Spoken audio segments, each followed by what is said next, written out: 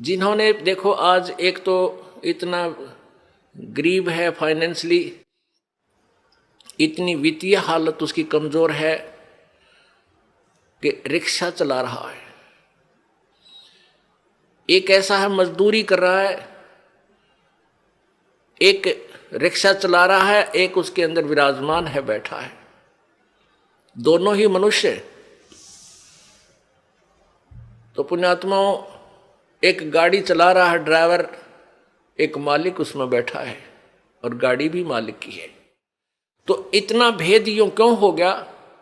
क्योंकि पिछले जन्म जन्मांतरों की जैसी भी जिनकी भक्ति शक्ति है, जितना भी जिन्होंने पुण्य किया हुआ है, वो आज आपको ज्यों का त्यों दे रखा है। जिन्होंने पीछे कोई पुण्य किया नहीं, वो आज कंगाल है और एक एक पैसे को मांगते फिर रहे हैं।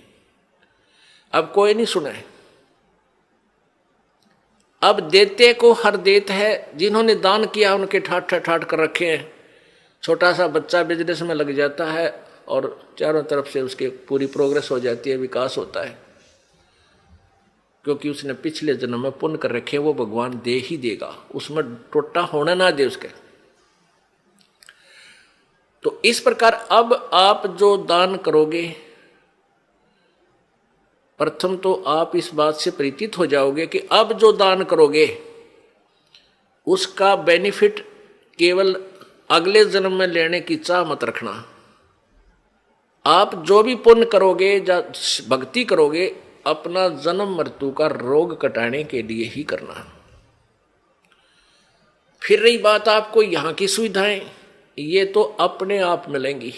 ये भक्ति का जो बाई प्रोडक्ट है, यहाँ की सुविधा तो आपको फ्री ऑफ कॉस्ट देगा। ये भक्ति की विधि ऐसी है, ये भक्ति का वो यथार्थ वे है, पूजा का साधन है, जिससे आपको यहाँ की सुविधाएं तो अपने आप मिलेंगी, मांगने की आवश्यकता नहीं पड़ेगी आपको।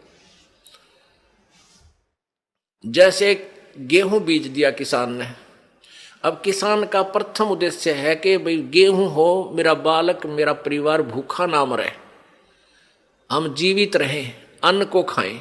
और उसके साथ फिर भूसा और बन गया, वो तूड़ा बन गया, तूड़ा जिसको चारा बोलते हैं पशुओं का, वो तो पहले बना। उसका उद्देश्य केवल ये था कि मुझे गेहूं मिले। यहां भी आप देखते हो कि कई लोग ऐसे हैं पैसे वाले, इतना उनका बड़ा फार्म होते हैं, इन क्रेनों से कटवा डालते हैं, गेहूं की बाली बाली निकाल लेते हैं और नीचे वो तूड़ा चारा काट कूट देते हैं, अंदर ही पड़ा रहता है। उनका उद्देश्य गेहूं बीजना ही था। और वो जो तूड़ा है, वो चारा, वो फ्री में होता है, वो अवश्य ही होगा। तो आप यहाँ संसारिक जो आपके ये कार कोठी और धन सुविधाएं आवश्यकता, ये तो तूड़ा समझो इस भक्ति का, ये चारा आपको आप पे मिलेगा। और असली धन है मोक्ष। जो बाली है वो गेहूं समझो मोक्ष है। हमारा उद्देश्य मोक्ष प्राप्ति रहना चाहिए, ना कि वो चारा ही प्राप्त करना। अगर चारा उद्देश्य रहेगा तो आप परिपक्व नहीं होने दोगे उस फसल को, गेहूं को, और कच्चे कोई पशुओं को डालकर आप भूखे मर जाओगे, कंगाल हो जाओगे। इसलिए हमने इस प्रोसीजर को पूरी तरह समझना है, और वो समझाने के लिए आपको यहाँ बुलाया जाता है। अब बताओ, हमने आपको यहाँ बुलाकर क्या क्या कराना है?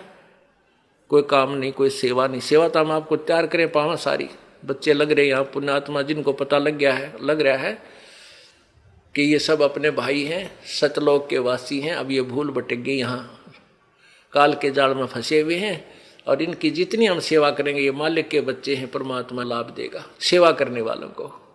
और आपकी फिर यहाँ ऑपरेशन होगा मोतियाबिंद का। तुम कहाँ फंसे हुए हो, क्या करना था, यहाँ आए किस लिए थे, तुम कर क्या रहे हो? कोटि जन्म तन भर मत होगे, कुछ ना हाथ लग्या रे, कुकर शुकर खरबा बोरे, कौआ हंस बुगारे। करोड़ों जन्म हो गए तो आप जी ने यही कर्म करते ना, अभी तक कुछ भी पल्ले ना पड़ा। आज कोई फैक्ट्री मालिक है, मृत्यु हो जा, कल गधा बन गया, ओ तेरे की।